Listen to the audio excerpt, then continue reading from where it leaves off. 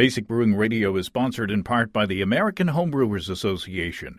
This February, the American Homebrewers Association encourages you to show your homebrew equipment some love by getting it cleaned up for your next brew day. Use promo code CLEAN to receive free PBW cleaning tablets when you join or renew your AHA membership in February, or while supplies last. Visit homebrewersassociation.org/basicbrewing for details. Get your free PBW with promo code CLEAN and find February inspiration with recipes for winter seasonals and craft beer clones, beer and food pairing suggestions, and much more by visiting homebrewersassociation.org/basicbrewing today. That's homebrewersassociation.org/basicbrewing with promo code CLEAN.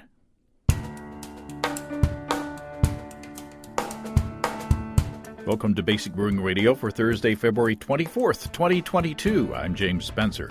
Here at Basic Brewing Radio, we're all about homebrewing. This week, Chris Colby and I start a new series on recipe development. In this episode, we build a foundation by talking about numbers. What are the numbers you may see associated with recipes and brewing, and what do they mean when you're coming up with a recipe from scratch? If you go to basicbrewing.com, you can find archives of our audio and video shows, and if you go to basicbrewingshop.com, you can find our DVDs and our brewers' logbooks. You can follow me on Twitter and Instagram at Basic Brewing and find our show page on Facebook as well.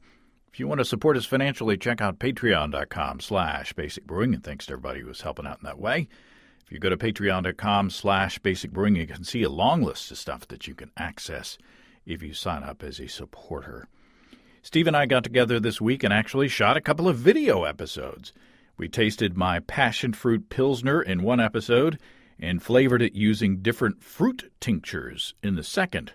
And then we retired to Studio B and recorded an audio episode with those tinctures, this time using jalapenos, dark sweet cherries, and strawberries. It was a lot of fun, and we found out some things that I would not have predicted. We had some surprises. So that's you'll hear that next week. And there may be a beer in the works based on our highly scientific findings. As I'm recording this, sleet is hitting the windows as we're under a winter weather warning. This is germane to the topic because as we speak, the ingredients for my next planned beer are waiting for me at the homebrew shop in Fayetteville. And since the roads are going to be icy this afternoon, and for the next couple of days, it may be a while until I get to pick that stuff up. The grain bill is inspired by my conversation last week with Mika Leitinen about brewing with rye.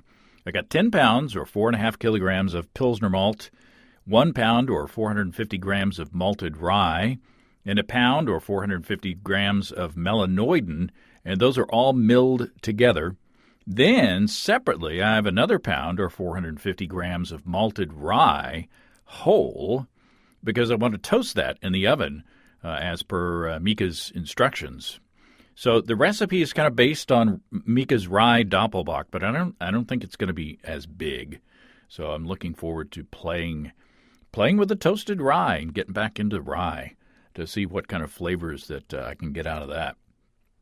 I'm planning to do a multi-step mash, as Mika suggests, to help break down some of the viscosity of that rye. I don't want it to be slimy, and that's going to be easy to do with my Warthog electric system from our friends and sponsors Desiree and Dave of HighGravityBrew.com. With my Warthog system, it's a brew in a bag. I can use the mash mode to dough in at 104 degrees Fahrenheit or 40 C for the beta-glucan rest, and stay there for a bit to make the beer a bit thinner. And then I can just turn the knob on the Warthog controller up to the saccharification rest at 150 degrees Fahrenheit or 65 C to convert those sugars. And I may even ramp up to 170 or 77 C for a mash out, which I never do it anymore. But with this beer, I think I'm going to do it. All of this to ensure that the wort will be very fermentable and less slimy. That's a kind of tasting note that you want in a beer, right? Less slimy. Tastes great, less slimy. As like those old Bud Light or Miller Lite commercials used to do. I love my Warthog system from HighGravityBrew.com. It takes the pain out of propane. HighGravityBrew.com has a wide variety of Warthog sizes and configurations, and if you use the code EBC75BB at HighGravityBrew.com, you can save $75 off your Warthog controller and or complete system. Check out all the options at family-owned and operated HighGravityBrew.com. That's HighGravityBrew.com. Okay, let's talk to Chris Colby about brewing by the numbers. Chris Colby, welcome back to Basic Brewing Radio. Hey, James. Thanks for having me on the show. Yeah, and thanks for helping me with this series. We're starting a new little venture here, and that is recipe development. I've been wanting to do it for a while, but the topic of recipe development is kind of, it's a big chunk to be talking about in one show. So I thought that we could kind of dive into the minutia, as it were, and kind of do this in a series of segments, and sort of start from the ground up to kind of give people the confidence into, if not coming up with their own recipes, interpreting recipes better so that they can fiddle with them. If you've got a recipe in front of you, if you don't know what the component parts do, if you start fiddling with it, you might mess up, So I'm hoping that you can help us get more confident in at least reading a recipe and hopefully in developing recipes of our own. Sure. Yeah, why not? We're off to a good start. Yeah. So how long was it until you got confident in coming up with your own recipes? Did you hit the ground running? I pretty much did. I don't know if it was confidence or cockiness, but I almost immediately started. I had a couple books, and I just looked, and there's a lot of similarities in recipes, and I sort of thought at the beginning, yeah, I got it, and just started coming up with my own recipes, mostly just sort of tweaks of existing ones, thinking like, I'll make this a little stronger, I'll make this a little weaker, I'll add more hops to this, I'll add less hops to this, that sort of stuff. So yeah, I pretty much just jumped right in. And you are the author of at least 3 brewing-related books. One of them is the Homebrew Recipe Bible. So you obviously got confident enough in writing recipes that you wrote a whole dadgum book. So what were the books that you first latched on that gave you the information you were looking for? In the early days, I had Dave Miller's Homebrewing Guide. I had Greg Newman's New Brewing Lager Beer. Mm-hmm. I had Charlie Papazian's book because I think they were just issued one as a homebrewer. And yeah, those were the main 3 that I remember. I mean, I also remember I would get there was a magazine called Brewing Techniques, and I would, when I was at the homebrew store, I'd get a copy of that if it looked interesting, and those were sort of my starting points. Of course, we've got to give a shout out to John Palmer's How to Brew as well. But the 2 books that gave me sort of, after I read them, the light went on and kind of inspired me to be more confident in brewing all grain recipes to begin with. But then coming up with my own recipes, and those were Designing Great Beers by Ray Daniels and Randy Mosher's Radical Brewing. Those 2, I recommend those to brewers who are coming on and and need some inspiration on recipe development. Randy Mosher is kind of like the more esoteric, having fun with recipes. Ray Daniels' Designing Great Beers is more kind of the nuts and bolts of putting a recipe together. So those 2, are a pretty good combination. Yeah, John Palmer, his book wasn't out, or even, I know he was a fetus when I started homebrewing. Maybe not. Maybe he wasn't that young, but yeah, his book these days, yeah, it has a lot of good stuff in it. If I was gonna start today, or if someone was gonna ask me, like, I'm starting homebrewing, what's my first book I should get?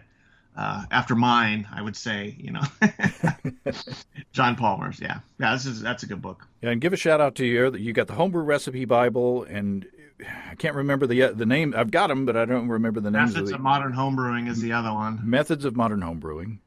Yeah, and then How to Make TV Static. Or Hard Seltzer. Yeah. Oh, yeah. Well, the recipes for hard seltzer are pretty easy.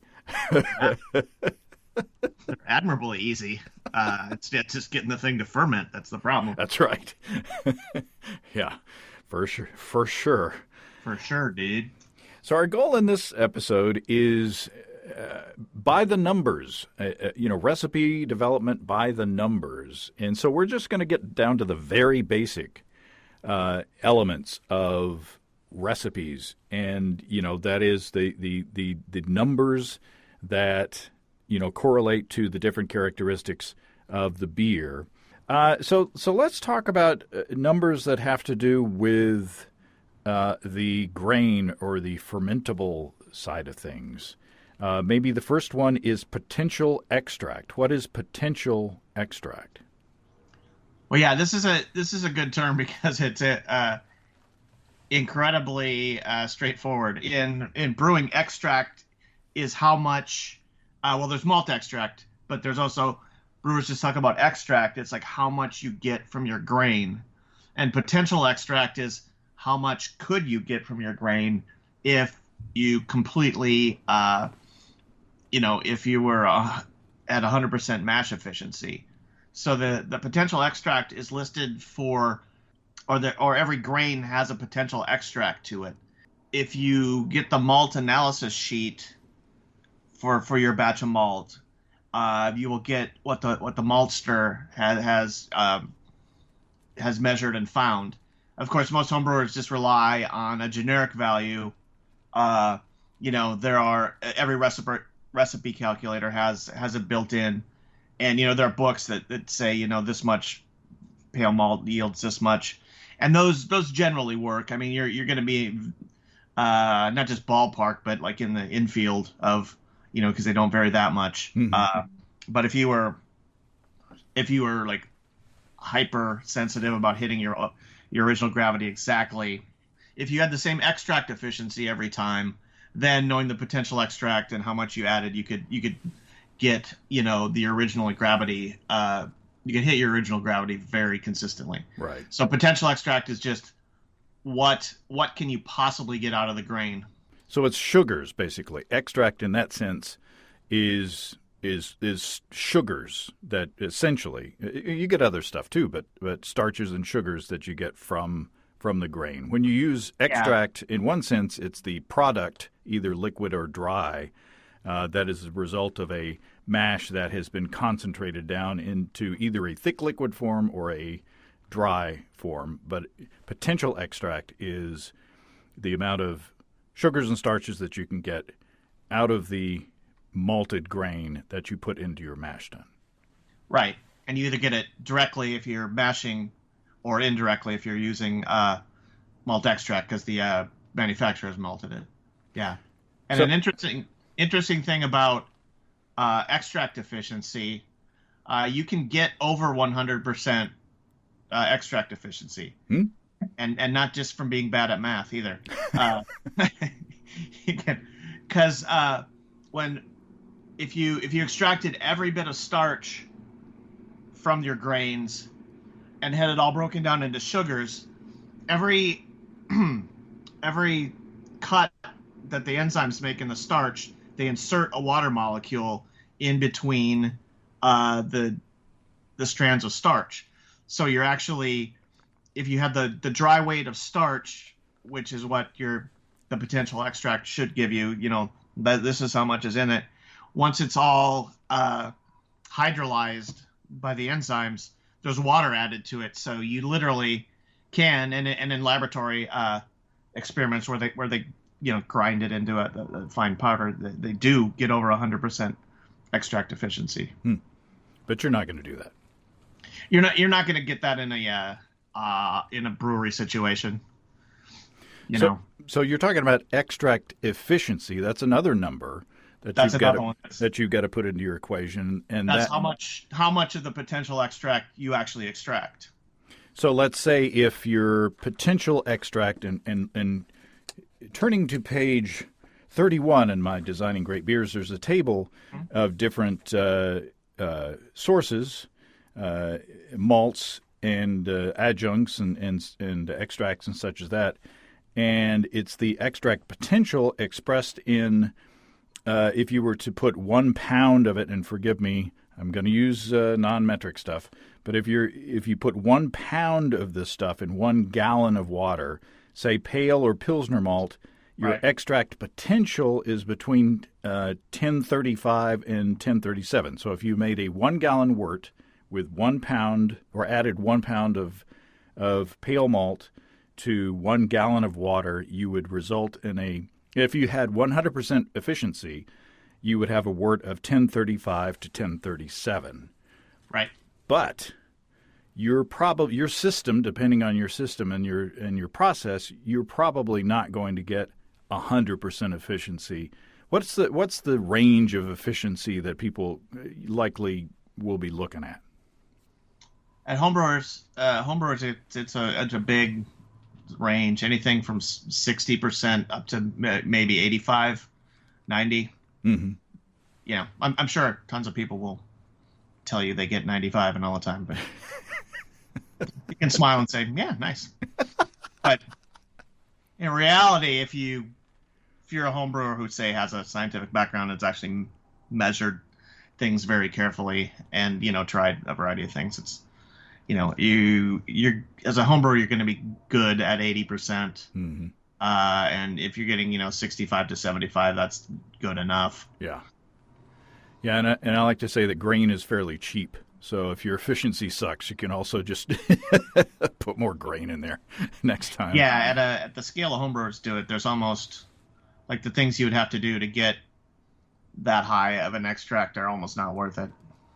So if some people, that's a goal. They want to get a good extract efficiency, and then, if you do, that's great. Just, grind the grain finer, take more time sparging, go for it. And you can, it's like anything. If you practice and know what you need to do, you can get better at it. But I don't know, my solution as a home brewer, which I'm not saying everyone should do what I do, but I figure there's good enough that I can get done in a reasonable time. And, if I have to add 50 cents more malt for a batch, I'm like, all right. Yeah. Yeah. Time in the mash, temperature of the mash, the grind of the grain going into it, the sparge time, all these things have an impact on your efficiency number, but they also might have effects later on down the line, and we'll talk about that in a minute. Yeah, So, say if you're trying to maximize your extract efficiency, grind fine and then stir the mash frequently. And this assumes that you're in the right temperature range and have, decent water chemistry. right. So if you're figuring out your own recipe, if you multiply essentially your extract potential by your extract efficiency, then you essentially get your predicted original gravity, right? Or you can calculate that to get the original gravity or your target original gravity for your wort. Yeah, if you take the weight of the grain you add times the potential extract, that'll give you how much extract you should get from that. If you then take that number times your extract efficiency, that'll give you how much again, if you hit that extract efficiency, you should get, expected to get with your procedure. Then if you divide that all by your volume, that's, how much extract and how much water, that'll give you your original gravity. Yeah, which is a measure of, you can think of it a couple ways. It's a measure of the strength of the beer because higher gravity beers tend to, have a higher alcohol percentage. You can also think of it as how much sugar is in your wort. That's probably a better way of thinking about it. So that's a straightforward calculation, and it's very useful because as a brewer, you always want to have some idea of how big, quote unquote, your beer is going to be, and that basically tells you. It gets modified by some other things, but later on. But basically, that tells you how big your beer is going to be.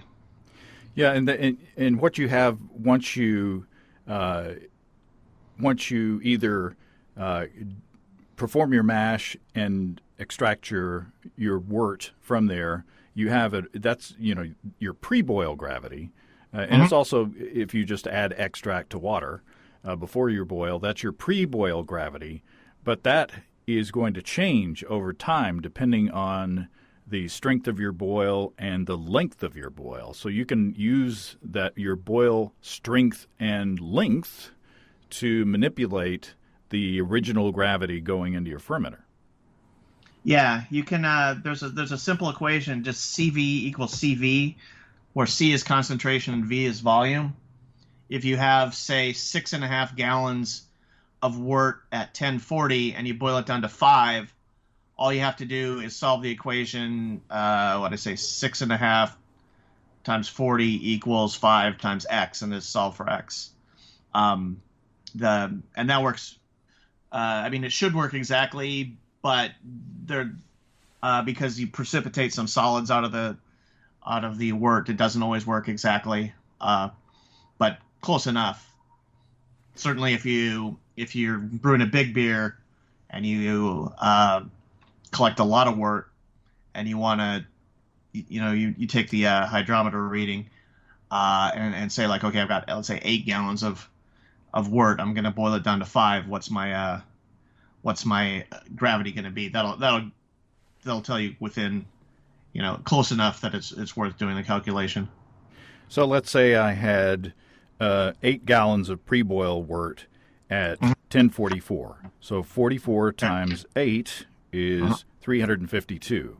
And then if I want to, say, boil down to 5 gallons, so all I have to do is divide that by 5, and I get 70.4. So theoretically, if I boiled that original wort down to 5 gallons, I would get an original gravity of 1070. Yep.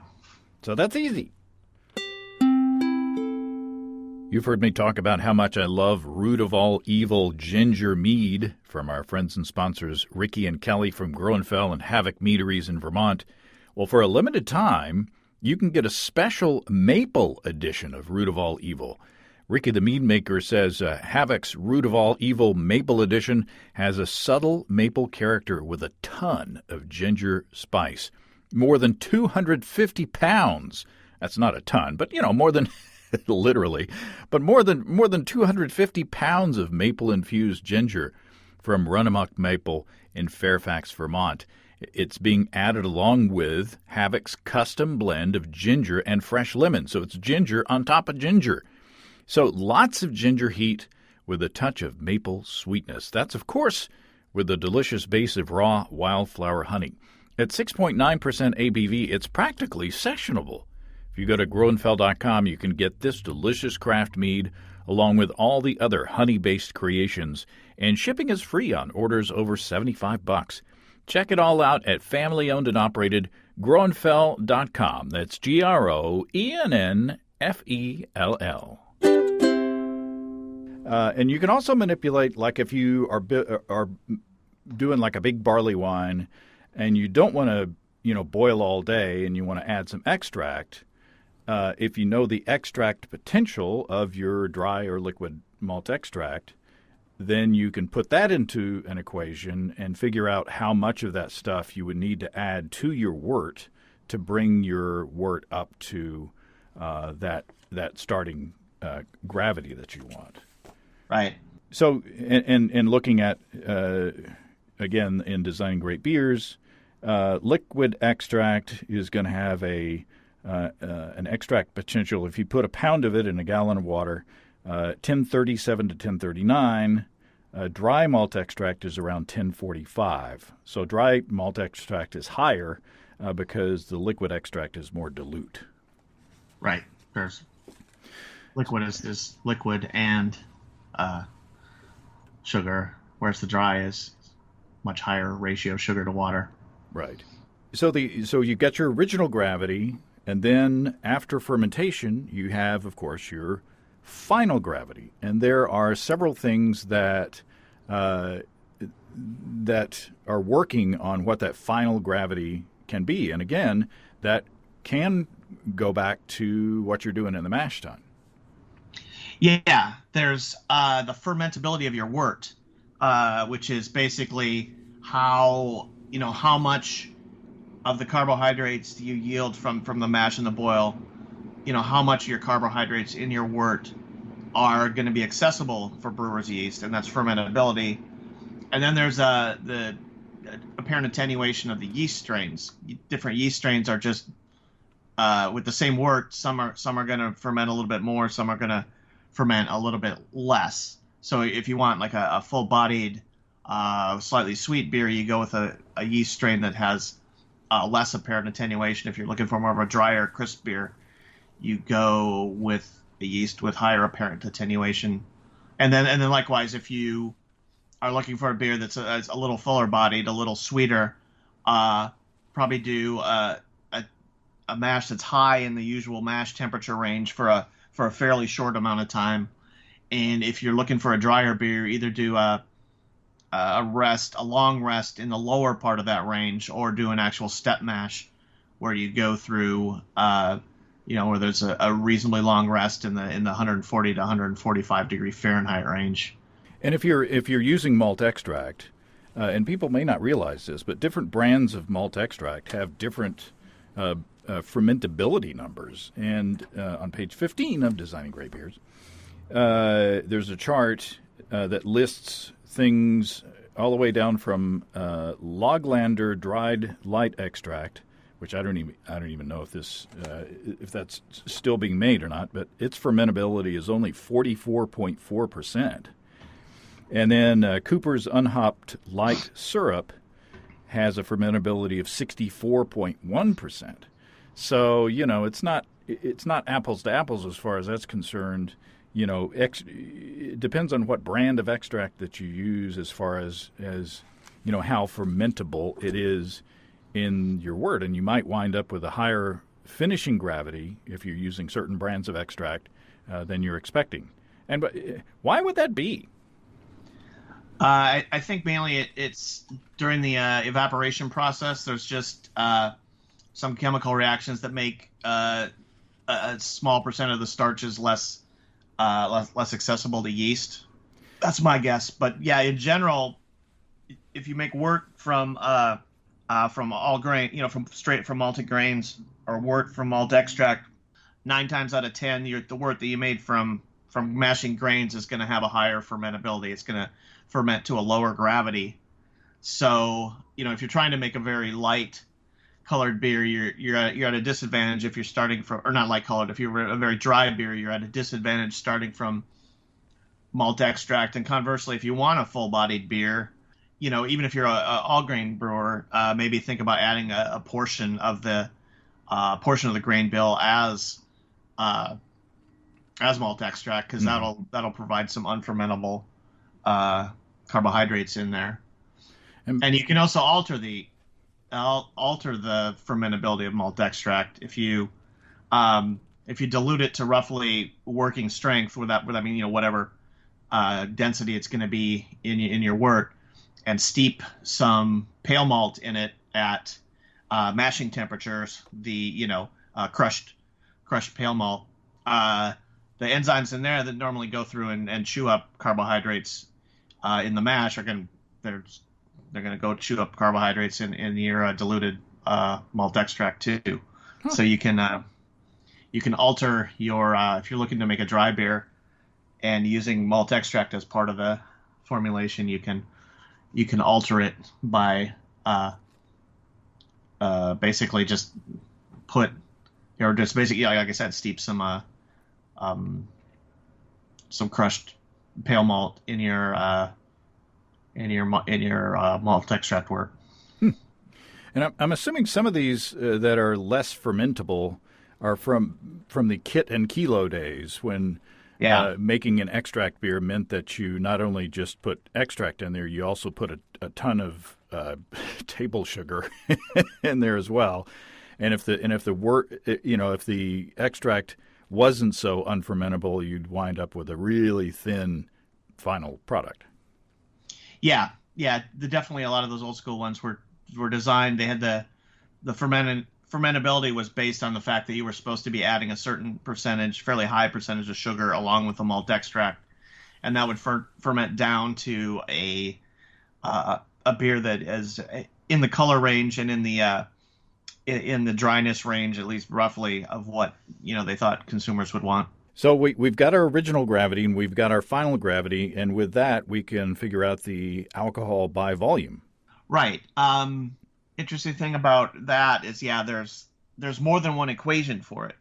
I know a lot of people who say like, oh, this beer has 6% ABV, and because I'm me, I'm always thinking in my mind, well, you've calculated it to be that. You have no idea what it really is. I guess, I don't know, genetics.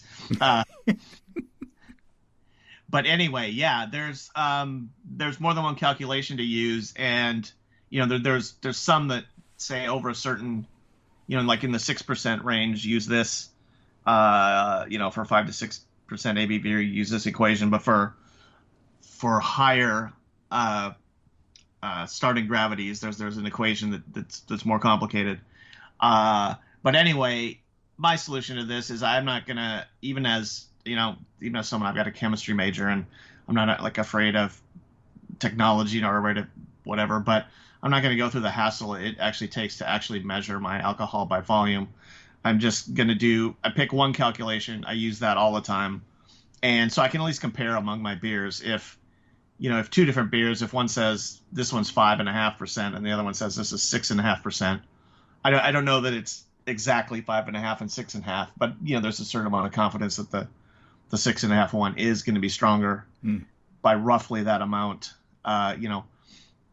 So yeah, it's another thing that as a homebrewer you can calculate, but you can't without significant hassle actually measure.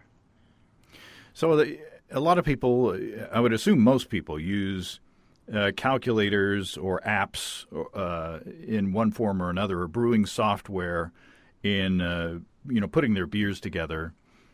Why would we want to know how to do all this stuff sort of more by hand? I mean, why wouldn't we just put a bunch of ingredients into like Beersmith or something and just brew by the numbers that come out of there? I'm not sure I understand the question.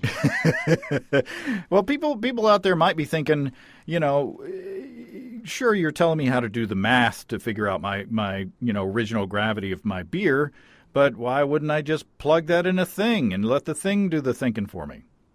Oh yeah, you should. It's a tool to use to help you, calculate some useful things. And yeah, I mean, I have a spreadsheet that I wrote for myself, and I don't take out pencil and paper and calculate everything every time. I just plug it all into my spreadsheet, and I think I also have beer something. Beer tools, is that? Yeah, that was a thing at one point. Okay. Maybe still is. Yeah, I have that too. And then that one was neat because it showed like a little picture of the beer showed up with a color estimate, and I was like, oh, okay, yeah, the calculators are great. I mean, as long as you, I think advanced brewers are going to want to know the underlying equations, what's going on, but on a day-to-day basis, just like I use a normal calculator for math stuff I do, and in normal, I don't write everything up by hand. Use a specific brewing calculator to help you get all these numbers, or at least ballpark all these numbers for your beers. You mentioned color. There are a couple of color related numbers. The first one is degree Lovibond. Yeah, malts are rated by the color, and a degree Lovibond is one of those ratings. An interesting thing is that if you're absolutely hell bent on like getting the same color every time, you would need to get your malt analysis sheet that lists the actual color of the malt, because even if something is crystal 60 or whatever, it's not, every batch isn't 60 degrees Lovibond on the nose. It's a malt is a it comes from a grain. It's a biological organism, and it's a process. And even though maltsters are very, very good at what they do, there's little variations batch to batch. And as a homebrewer, that would really not be, unless you were just insanely over intense about getting your color exactly, But for a huge brewer, yeah, they would have to make some small adjustments. We've got no listeners that are insanely intense about their home brewing. What are you talking about? Yeah, I'm not in some ways. I'm looking forward to brewing my rye beer. It's going to be a lager, which I don't brew a lot of, and I'm going to use the winter seasonal yeast from our friends and sponsors at Imperial Organic Yeast. L26 Pilgrimage is a favorite of professional brewers, and we're fortunate as homebrewers that we now have access to it. Pilgrimage will produce lagers with a very clean profile that accentuates the flavors and aromas of Pilsner malt and noble hops. My latest beer, my Passion Fruit Pilsner, was fermented with L26 Pilgrimage, and the base beer was super clean and delicious. And the Pilgrimage had no problem chewing through the sugars in the passion fruit. You know we love Imperial Organic Yeast. With a pitch rate of 200 billion cells in each easy-to-open package, I like to say that my airlocks are usually bubbling before bedtime, and my stir plate is dusty because I don't use it anymore to make starters for moderate gravity 5-gallon batches, even the Passion Fruit Pilsner. Ask your local homebrew store about L26 Pilgrimage from Imperial Organic Yeast, and check them out at imperialyeast.com. That's imperialyeast.com. So is there a way, other than just using the brewing software and seeing what color pops up on the screen when you put your ingredients in, is there a way to kind of estimate in a recipe, how much, if I put in, X amount of, 120 Lovibond crystal, or, some black malt that's, 500 Lovibond or something like that. Is there a way that you can kind of, thumbnail, put your finger in the wind and kind of like figure, or is that something that really... There are equations that are basically an exact mirror of the original gravity. One, you take the weight of what you added, the color of it, and in those, there's no real extract efficiency. You assume that you get all the color out, divided by the volume, and that that tells you your estimated color. There's some weird quirks about color that it doesn't always quite work out as tidily as you might like, but in terms of like as a home brewer, you can certainly just use your brewing calculator, check the color that gives it's in the right range, brew the beer once, and then you can look at it and actually say, okay, and here was the estimate, here's the actuality, and if you feel like you need to make any adjustments, you can.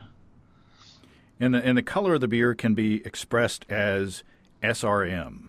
Yeah, the standard reference method is the sort of is what beer colors is given as in the United States, and again that you can estimate that from your grain bill, and it's another thing that like actually checking it is harder than you might think, because the way they actually do it is they take a certain volume of the beer in a certain glass that holds a different volume, because if you look through like a glass of Budweiser, it looks pale, but if you were looking through a swimming pool of Budweiser, it would look red, just because it would fade into from pale to amber to or to golden to amber to blah blah blah. So they look through or shine a light through really a standard amount of beer, and it gives the reading. And in order for you to do that as a home brewer, you need like some sort of glassware and then some sort of color card that was matched to that glass card, or that glass volume. Because even the difference between you've seen it, taking a sample and looking at it in your hydrometer when you're measuring the gravity with a with a hydrometer, and a full pint glass, the color varies. In a pint glass, the color at the top varies from the bottom. So, you need a depth to look through to exactly get your standard reference method. And first of all, if you had a swimming pool full of Budweiser, there would probably be some other fluids in the pool that would affect the color. But yeah. But also, even if you have a reference card, just like the Pantone books, that you have if you're a graphic designer, you probably should get new ones every now and then and keep them out of the sun so that they don't fade. So there's some factors in making sure that the reference that you're using is calibrate. That was the word I was trying to. I'm losing it. Or you can just not worry about it. But with beer color, if my beer is clear and it's in the ballpark of what I wanted, I'm like, yeah, that's pretty good. Nobody ever says like, this particular shade of brick red, oh, that's awesome, but like one shade over is like, oh, that's terrible. If it's a nice clear beer and it's got any sort of color that normally shows up in beer, people are like, oh, that looks good, and they're right. Yeah, I always say if you don't like the way my beer looks, just close your eyes and you'll be fine. So we've talked mostly about malt or malt related stuff and fermentable related stuff, but hops, we haven't talked about hops, and that's a biggie. Alpha acid is a number that you got to pay attention to. Yeah, the main number that gets reported on hops is the alpha acid content, and that's alpha acids, of course, are the molecules that get boiled and then they isomerize into isoalpha acids, and those are the main component of bitterness in beer. So the higher the percentage alpha acid, the more bitter your beer is going to be, assuming you had the hops at the same time and blah, blah, blah. And these are interested, like if you bought directly from like a hop grower and got your hops right around harvest time, the alpha acid measurements they give are very accurate. But if you months later you've bought some from a homebrew store and it's like half the year has gone by, that alpha acid rating is increasingly dubious as time goes on. Depending on your homebrew shop, you've got to know, have they kept it frozen the whole time or not? It had to be shipped to where you are. And then there's different hops have different what's called HSI, hop storage index. Some hops just deteriorate faster in terms of losing the amount of alpha acids over time. And so the thing to know is that, like, if let's say you brew a pale ale every month, and you want that pale ale to have the same amount of hop bitterness over time, just know that you're going to have to add a little bit more hops each bit until you get the next fresh batch at right around harvest time. When you put your hops in the boil, depending on their alpha acid content and how much wort that you have and how long you've boiled them and other factors, you get the IBUs, which seems like the number everybody's hung up on in beer. Yeah, and this is another important number that homebrewers can only estimate. It's not easy to measure at home your IBUs.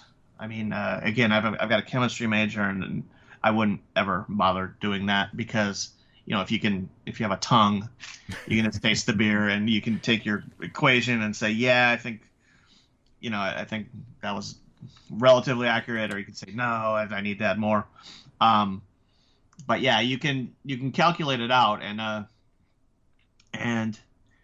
the recipe calculators do that. But just keep in mind that the farther you are away from harvest time, the lower that your estimate probably is compared to reality.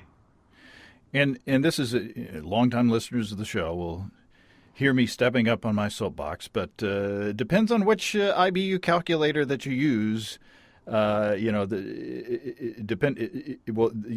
Each one of them, it seems, will give you a different estimated IBU level, and sometimes they, depending on when you put the hops into the boil, they can be radically different. So that's one thing to kind of look out for. Yeah, there's more than one way of calculating it, and of course, some people want to say, "Well, which one's right?" And it's like, well, they might all be right in the right circumstance, but what you should do, like a best practice, would be just pick one and just use it consistently, and then also just taste your beers, and in your brewing notebook, just write down, you write down what the IBUs were calculated as, and when you taste it, just say, like, I think that was right, I think that was a little low, I think that was a little high, whatever, and you'll be fine. Yeah, I think nowadays we like to add a lot of hops, at the end of the boil, after the boil, in the whirlpool, and the traditional hop IBU, the IBU calculators don't know what to do with all that. Yeah, especially with whirlpool hopping, I don't know, I've read multiple things about how much actually gets extracted in the whirlpool, and it depends. Also at Homebrew, you've got in a commercial whirlpool, the wort is like still basically right next to boiling, because it's a huge volume and it takes time to cool down. Mm-hmm. Whereas in a home brewer, if you're whirlpooling, 5 gallons of wort, that can cool down pretty quickly if the outside temperatures are, anything less than they typically are in Texas. Well, I think we've laid a good foundation to build upon, and we'll come back every few weeks or so and build on this. And I want to encourage the listeners out there, if you want to, is there a topic that you want us to cover in this series? Is there an area of recipe development, of recipe formulation that you want us to talk about? Drop me a line at james@basicbrewing.com, and Chris and I will get together and see if we can make any sense out of it. Can I make a comment? Sure. Or may I make a comment? I can. But... Let me try to stop you. Yeah, I can cut it right out of the show, Chris. No problem. Make whatever comment you want. Say whatever you want.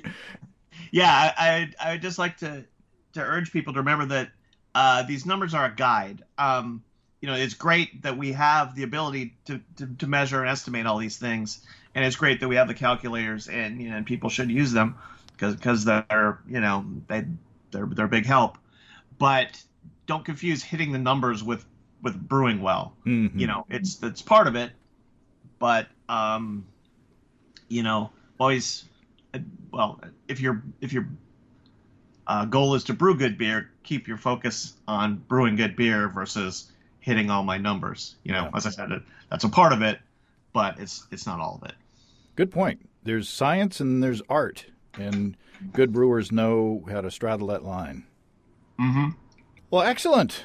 I look forward to next time. I appreciate it, Chris. Thanks for having me on the show.